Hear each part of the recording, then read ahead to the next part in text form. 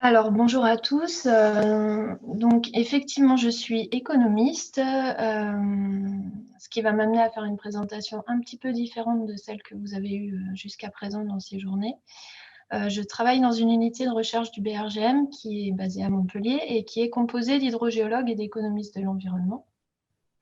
Donc, aujourd'hui, je vais vous présenter les enseignements issus d'un projet que nous avons mené avec Jean-Christophe Maréchal, qui est hydrogéologue, en partenariat avec l'Office français de la biodiversité et qui a questionné la place des aquifères dans les évaluations des services écosystémiques.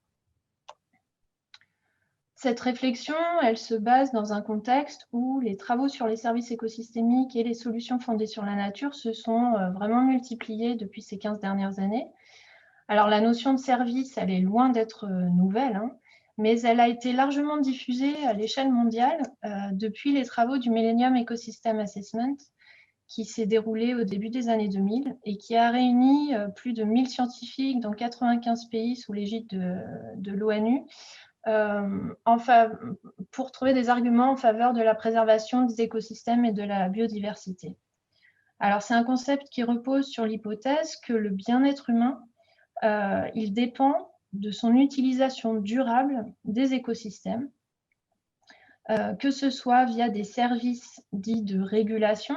Ce qu'on met dans les services de régulation, c'est par exemple la régulation du climat par le stockage de carbone, la régulation des inondations par le contrôle des inondations par les écosystèmes, la régulation de la qualité de l'eau, mais aussi via des services dits culturels. Donc là, on va retrouver tout ce qui est lié aux valeurs spirituelles ou aux activités récréatives qui peuvent être associées aux écosystèmes, ou encore des services d'approvisionnement, où on retrouve ici la production alimentaire ou la production de bois, par exemple. C'est un concept qui est en constante évolution, pas du tout stabilisé et partagé dans la communauté scientifique dans sa représentation conceptuelle.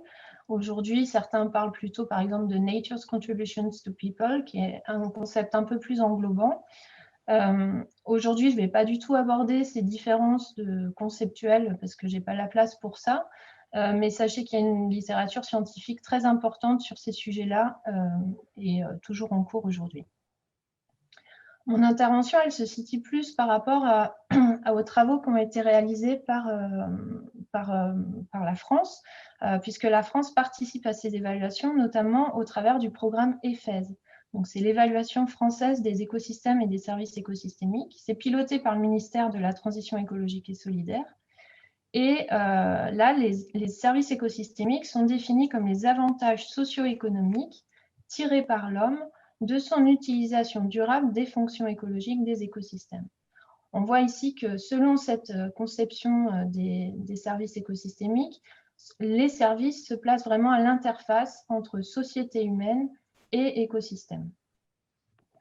Dans cette lignée, on a aussi, vous en avez certainement tous entendu parler, le concept de solution fondée sur la nature qui s'est beaucoup développé depuis une dizaine d'années, qui est cette fois-ci plutôt porté par l'UICN, pour la conservation de la nature, pour répondre à différents défis sociétaux, tels que la sécurité de l'approvisionnement en eau ou la sécurité alimentaire, tout en produisant des bénéfices pour la biodiversité. Donc, on est vraiment sur les synergies entre défis sociétaux et biodiversité.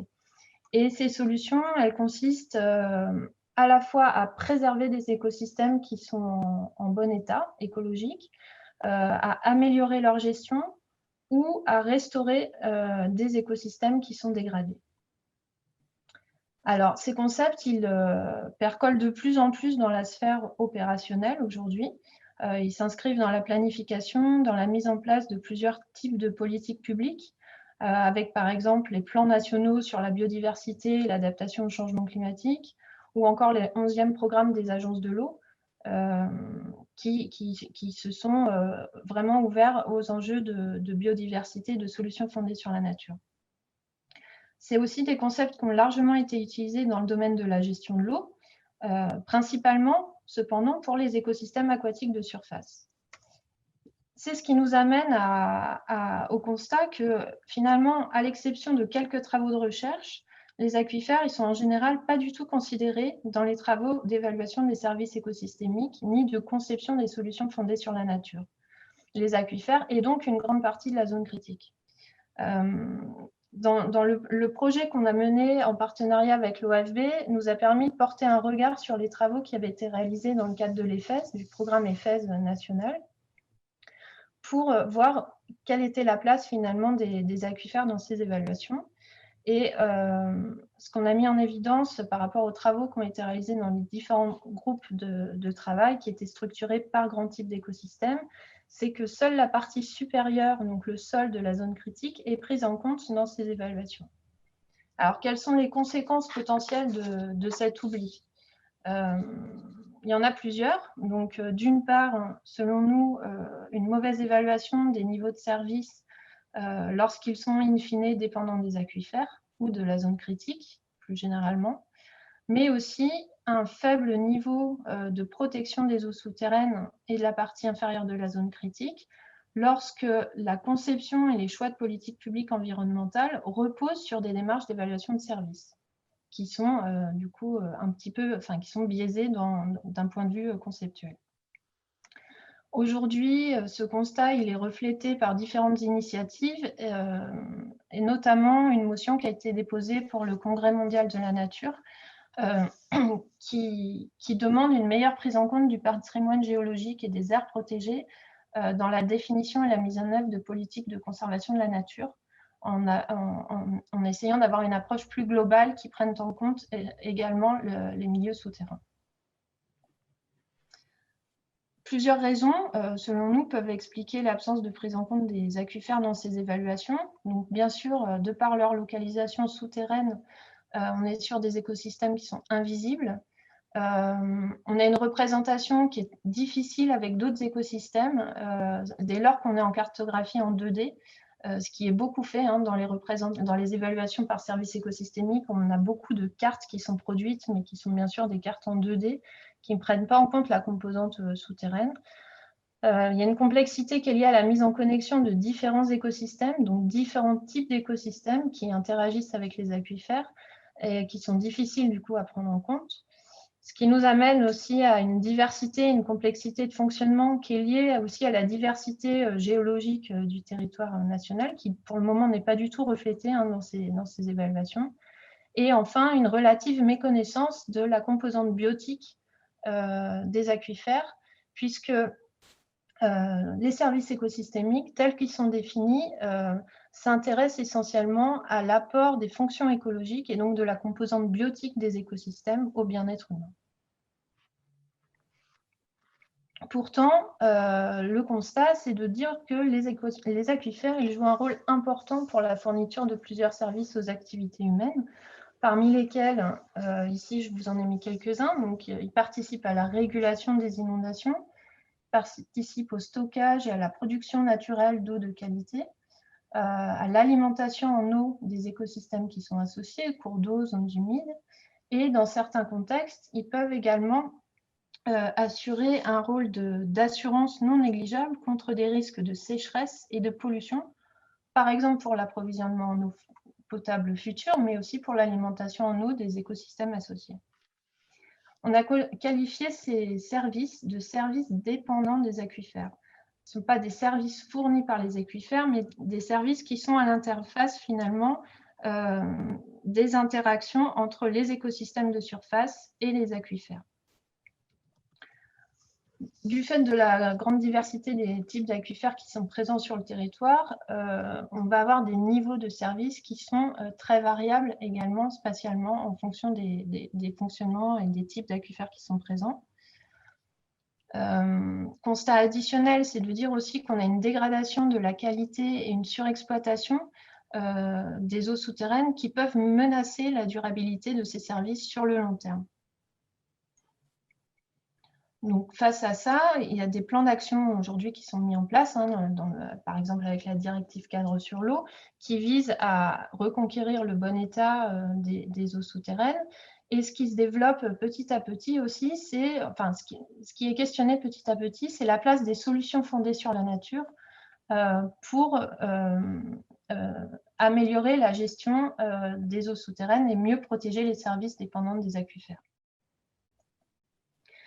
Alors, ce qu'on a essayé de faire par rapport au cadre conceptuel qui avait été défini dans le cadre de l'EFES, c'est de proposer une évolution, de partir de l'approche qui était beaucoup mono-écosystème, donc qui est représentée ici, très schématiquement. Ce schéma-là, il a été utilisé par 6 grands groupes de travail dans le cadre du programme EFES qui étaient répartis par grands groupes d'écosystèmes. Les écosystèmes forestiers, agricoles, milieux humides aquatiques continentaux, les milieux marins et littoraux, les écosystèmes urbains et les écosystèmes rocheux et de haute montagne. Donc, ces évaluations, elles ont pour le moment été menées relativement en silo pour chacun des grands types d'écosystèmes. Ce qu'on a proposé, c'est d'essayer d'articuler ces différents travaux de manière à pouvoir faire intervenir la composante des aquifères et des services dépendants des aquifères.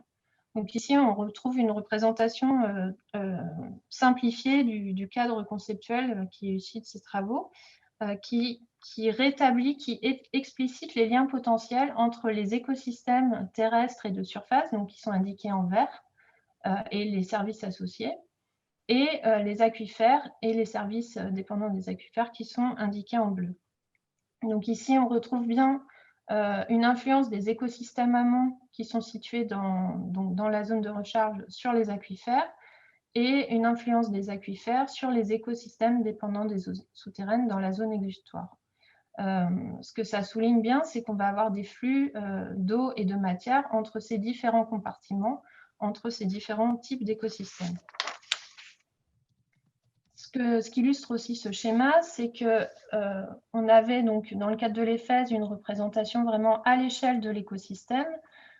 Si maintenant on veut prendre en compte les services dépendants des aquifères, on a un nécessaire changement d'échelle qui doit s'opérer, c'est-à-dire passer de l'échelle de l'écosystème à l'échelle du bassin hydrogéologique pour bien comprendre l'ensemble du fonctionnement pour arriver au service, à caractériser ces services dépendants des aquifères.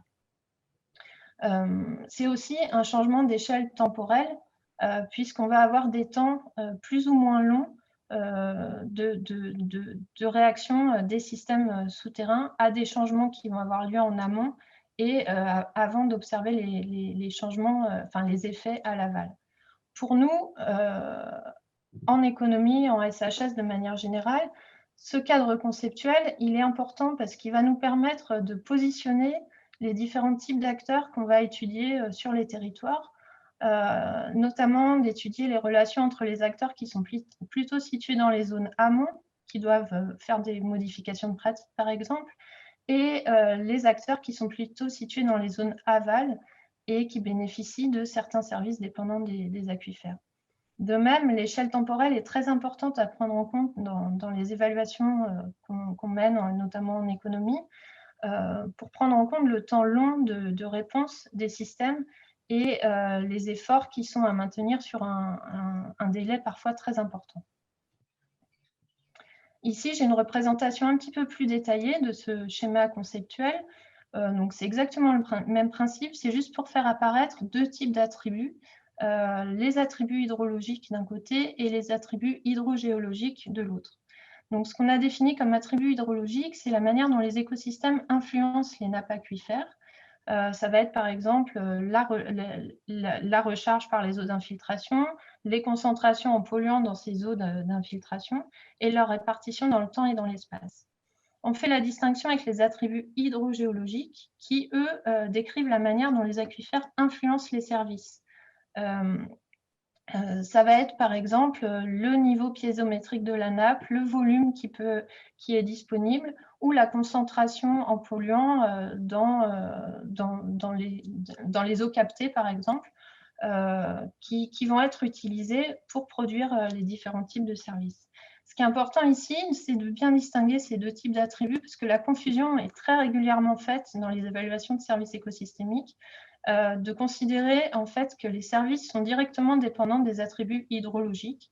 en considérant qu'on a une relation linéaire entre les niveaux de services rendus et ses attributs hydrologiques, qui ne reflètent pas du tout toute la complexité des processus physiques et biogéochimiques qui se situent dans le compartiment des aquifères.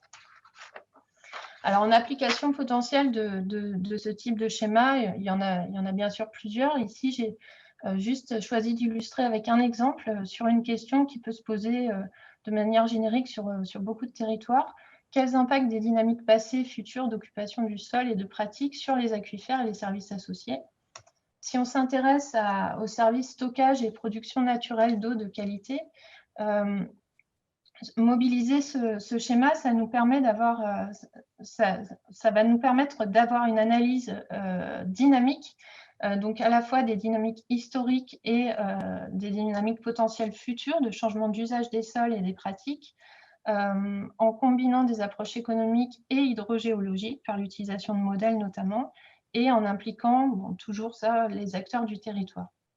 Je l'illustre très rapidement ici avec le cas du captage de Pampvert, donc dans la Sarthe, qui a un captage de 27 km², qui a des problèmes de contamination assez importantes par nitrate. Ici, vous l'avez en ordonnée, on est arrivé au-delà des 100 mg par litre de nitrate. Ce qui est important, c'est qu'on a essayé d'avoir une analyse historique des stratégies qui avaient été mises en place sur ce captage. On a mis en évidence une période de laisser-faire, une période de reconquête de la qualité qui a apparu à partir du début des années 90.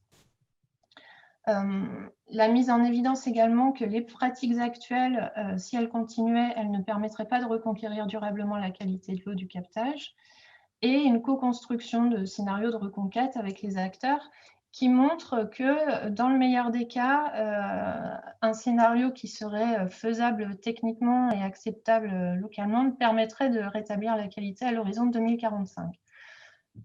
Ce type d'information, il est important pour communiquer auprès des acteurs pour anticiper en tout cas les coûts qui sont associés à la dégradation de ce service-là, donc de la qualité de l'eau et du fait du service de production naturelle d'eau de qualité, qui fait que les acteurs sur le territoire doivent supporter en moyenne 400 000 € de coûts liés aux dommages et aux actions de restauration qui sont liées à la période de laisser-faire. Et ce, pendant une période d'environ 50 ans avant d'effacer cette dette écologique liée à la dégradation du service. Donc enfin, pour conclure, ici, on propose donc, pour les évaluations de services écosystémiques d'aller davantage vers une approche systémique qui prenne en compte le fonctionnement des aquifères et qui combine un ancrage terrain fort, donc ça peut être le lien avec les observatoires de la zone critique par exemple, et la prise du temps long. Ce qui n'est absolument pas fait pour le moment dans la majorité des évaluations, pour mieux comprendre donc, le rôle des aquifères dans les services dépendants des aquifères, leur temporalité et leur dimension spatiale, comprendre également l'influence des solutions fondées sur la nature et favoriser les synergies entre différents types de politiques environnementales qui ont pour le moment encore tendance à oublier la composante souterraine voilà, des aquifères. Je vous remercie pour votre attention. J'étais un peu trop longue, je m'en excuse.